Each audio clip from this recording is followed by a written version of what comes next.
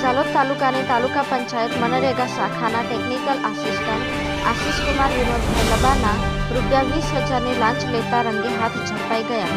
પ્રાપ્ત માહિતી અનુસાર ઝાલોદ તાલુકાની તાલુકા પંચાયત મનરેગા શાખાના ટેકનિકલ આસિસ્ટન્ટ તરીકે ફરજ બજાવતા તારીખ 4/7/2024ના રોજ સુપરવિઝન અધિકારી શ્રી B.M. પટેલ, મદદનીશ નિયામક ACB પંચમહાલ એકમ ગોધરા લાંચના છટકાના આયોજનથી ₹20,000ની લાંચ લેતા રંગે હાથ ઝડપાઈ ગયા હતા।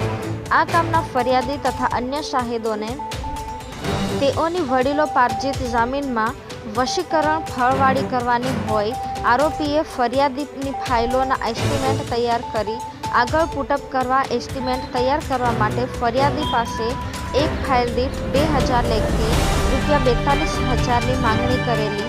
તે બાદ ફરિયાદીએ આરોપી શ્રીને નાણાં ઓછા વત્તા કરવા જણાવતા આરોપીએ કુલ 19 ફાઇલના એક ફાઇલ દીઠ ₹1900 લેખે 36,100માં નક્કી કરેલ। તે પૈકી ₹20,000 પ્રથમ આપવા અને બાકીના ₹6,000 એસ્ટિમેટ માટેની 19 ફાઇલોની મંજૂરી મળી ગયા પછી આપવામાં જણાવેલ છે।